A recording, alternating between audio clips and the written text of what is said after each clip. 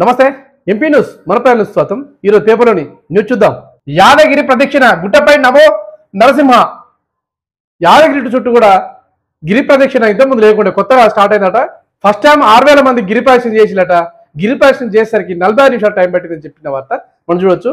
తిరుపతి లాగానే రోజు రోజుకు నరసింహస్వామికి ఇక యాదాద్రి అంటే ఒక ఫేమస్ అయిపోయింది తెలంగాణలో. యాదాద్రి అని ఇంతకుముందే ఫేమస్ అయిపోయింది, కానీ ఇప్పుడు గిరి ప్రదక్షిణ అనేది కొత్తగా స్టార్ట్ అయ్యేసరికి చాలా మంది భక్తులు పోతున్న వార్త మనం చూడవచ్చు. మాఫీకి మార్గం ఇది. అసలు వడ్డీ కలిపి రైతు కుటుంబానికి 2 లక్షల రుణమాఫీ. 2 లక్షల రుణమాఫీ ఆగస్టు 15 లోపు చేస్తున్న కాంగ్రెస్ వాగ్దానాన్ని నిలబెట్టుకుంటుంది. 18 తారీఖు లోపు 18 తారీఖు రోజు 2 లక్షల రుణమాఫీ చేస్తున్న వార్త మనం చూడవచ్చు. అసలు వడ్డీ కలిపి 2 లక్షల లోపు ఉన్న రైతుకు ఎవరైనా ఒక కుటుంబానికి 2 లక్షల రుణమాఫీ చేస్తున్న వార్త చూడవచ్చు. అది ఎప్పటి నుంచైనా ఒక పీరియడ్ కూడా ఇచ్చిళ్ళు. 2018 డిసెంబర్ 12 నుంచి 2023 డిసెంబర్ 9 వరకనే ఒక పీరియడ్ ఇచ్చి, ఆ పీరియడ్లో ఉన్న వాటికే 2 లక్షల లోపు ఉన్న వాటికే 1,50,000 రైతు రుణం తీసుకుంటే 50,000 మిత్తి అయితే 2 లక్షలు అయితే కాబట్టి 2 లక్షలు మాఫీ. మిత్తి అసలు 2 కలిసి 2 లక్షల లోపు ఉంటే మాఫీ అని చెప్పేసి చెప్తున్న వార్త చూడొచ్చు. అట్లాగే 1,80,000 తీసుకుంటే మిత్తి ఒక 2,50,000 అనుకుంటే 2,30,000 అవుతుంది మొత్తం అసలు వడ్డీ కలిపి. 2 లక్షల వరకు మాఫీ అవుతుంది. 30,000 మాత్రం రైతు కట్టుకోవాలి. ఈ విధంగా విధి విధాలు తీసుకొచ్చినట. అట్నే రేషన్ కార్డు కానీ ఓ మాట అంటారు, రేషన్ కార్డు కాదని చెప్పేసి రేషన్ కార్డు లేకుండా కూడా మాఫీ చేస్తున్న వార్త మనం చూడొచ్చు. ఇంకోటి ఏంటంటే బంగారంతో పాండాకలు పెట్టి బంగారం తీసుకున్న లోన్ మాఫీ అవుతున్న వార్త మనం చూడొచ్చు. స్థానిక సంస్థల ఎన్నికల్లో ఎప్పటిలో పెట్టగలం, బీసీ కులగణన ఎంత సమయం పడుతుంది, సీఎం రేవంత్ రెడ్డి అంటాడు. స్థానిక అన్ని ఎన్నికలు అయిపోయినాయి. ఇప్పుడు తెలంగాణలో ఎమ్మెల్యే ఎన్నికలు అయిపోయినాయి, ఎమ్మెల్సీ కొన్ని ఉప ఎన్నికలు అది కూడా అయిపోయింది. మొన్న ఎంపీ ఎన్నికలు కూడా కంప్లీట్ అయిపోయినాయి. ఇక ఉండాల్సిన నామినేట్ పవర్ కూడా మొన్న మార్కెట్ చైర్మన్ కూడా ప్రకటించారు, అయిపోయింది. ఇక జరగాల్సింది స్థానిక సంస్థల ఎన్నికలు. స్థానిక సంస్థల ఎన్నికలు అంటే సర్పంచ్ కానీ ఎంపీటీసీలు కానీ జెడ్పీటీసీలు ఇవి ఉన్నాయి. వాళ్ళ కాల పరిమితి కూడా అయిపోయింది. మరి ఎప్పటిలోగా నిర్ణయం జరుగుతుంది, మనం ఎప్పటిలోగా మనం పెట్టగలుగుతామని చెప్పేసి అధికారులకు సూచిస్తున్న వార్త మనం చూడవచ్చు. ఎందుకంటే బీసీ గణన చేసి కులగణన చేస్తే ఎంత టైం పడుతుంది, మనం ఎంతలో పెట్టచ్చు అని చెప్పేసి వాళ్ళతో చర్చిస్తున్న వార్త చూడవచ్చు. ఒకవేళ కులగణన చేస్తే 5 నెలల నుంచి 6 నెలల టైం పడుతుందని చెప్తున్న వార్త మనం చూడవచ్చు. ఇప్పుడు నడిచేది జూలై, 6 నెలలు అంటే దాదాపుగా డిసెంబర్లోకి వచ్చే కథ ఉంది, లేదంటే జనవరి 25కి వచ్చే సూచనకైతే కనపడుతుంది. ఒకవేళ ఆ విధంగా చేస్తే మరి కులగణన చేస్తారా చేయకుండా పాత పద్ధతులు చేస్తారా అనేది ముందు మనకు తెలుస్తుంది. అదే కేంద్రం నుంచి కొన్ని వచ్చే నిధులు, ఇప్పుడు గ్రామ పంచాయతీ కేంద్రం నుంచి ఒక నిధులు వస్తాయి, దాన్ని కొన్ని ఆగిపోతాయి సర్పంచులు లేక, పరిపాలన అధికారం లేకుండా.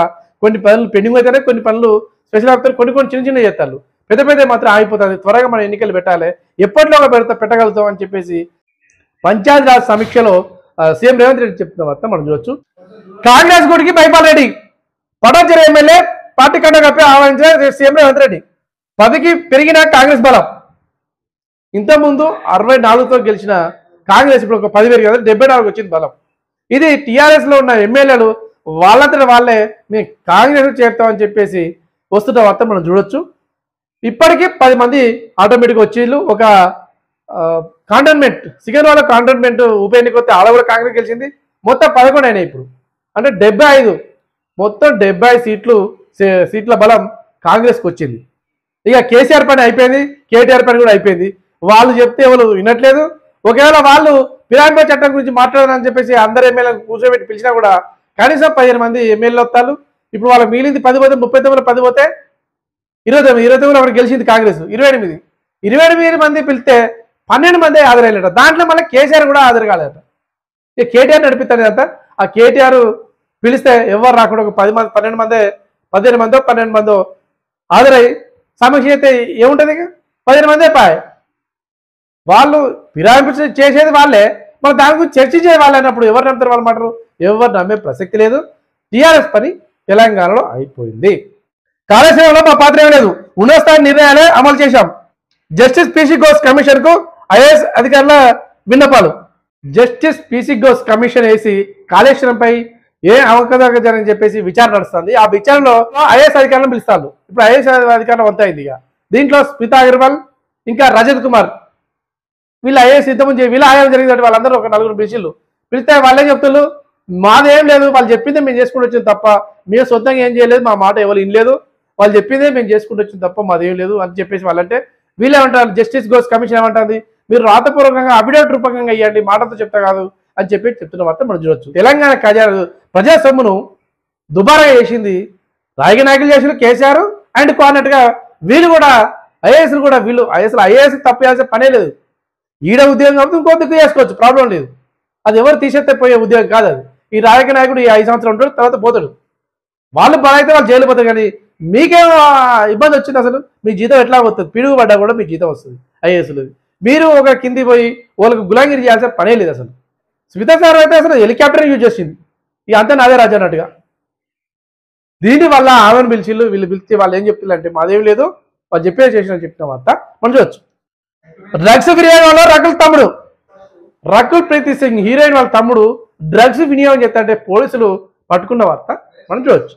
అన్నదాతల్లో వర్షనికేతం, అన్నదాతల్లో వర్షం ఈ 2 రోజుల నుంచి ఫుల్ వర్షం పడుతుంటే అన్నదాతలు ఎనలేని ఆనందం పొందాలట. ఎందుకంటే 2 రోజులు వాన పడకుండా 2 రోజులు వాన పడేసరికి అంటే గెలిపించింది. వాన పడకుండా ఉంటే ఏం చేస్తారు, వాళ్ళు చిలకల పనులు చేసుకుంటారు, గుడ్డుకో చూడడం, గొర్రె చూడడం, ఇవన్నీ చేసుకునేసరికి మళ్ళీ మొక్కలు ఎక్కువ పెరుగుతాయి, తర్వాత మళ్ళీ వర్షం పడడం. ఇట్లా రైతన్నలు వర్షంతో ఆనందం పొందుతున్న వార్త మనం చూడొచ్చు. ఇంజనీరింగ్ కాలేజీల్లో 10 సీట్లు పెంపు సర్కార్ అనుమతించినట్టు సమాచారం. ఇంజనీరింగ్ కాలేజీలో 10 సీట్లు పెంచినట్టుగా మనకు వార్త ఉంది. బేగంపేట రైల్వే స్టేషన్కు 22 కోట్లు. బేగంపేట రైల్వే స్టేషన్కు 22,50,00,000 నిధులు తీసుకొచ్చిన ఎవరు? కిషన్ రెడ్డి. రైల్వే స్టేషన్లు మాత్రం గొప్పగానైతే చేస్తారు కానీ ట్రైన్లు మాత్రం ఇబ్బంది పెడతారు. చాలా ట్రైన్లలో అయితే ప్రయాణికులు చాలా ఇబ్బంది పడతారు. ఇప్పుడు దాదాపు సికింద్రాబాద్ నుంచి కాకినాడ, సికింద్రాబాద్ నుంచి విశాఖపట్నం, సికింద్రాబాద్ నుంచి ఆంధ్రప్రదేశ్ రైళ్ళు అయితే ఏదైనా చూసుకోండి మీరు, దూరం పోయే రైళ్ళ 2 జనరల్ బోగులు ఉంటాయి. దాంట్లో కిక్కిరిసిన జనం, లేడీస్ అయితే ఇక పోరాదు. అసలు రైళ్లను ఎక్కువ సౌకర్యం జనాలు చేయాలి తప్ప సరే 22 కోట్లు ఎందుకు పెడతాం మనం అనట్లే. కానీ దీనికి బాగా రైళ్లను అధునాతం చేసి రైళ్లను ఎక్కువ పెంచితే అసలు ప్యాసింజర్ రైలు కొన్ని ఏరియాలు నడతారు. ఈ ప్యాసింజర్ రైలును రన్ చేసి సాధారణ ప్రయాణికులకు రైలు మార్గం సుమోగా చేస్తే జనాలు ఎంతో హర్షిస్తారు. ఇవి ఈరోజు.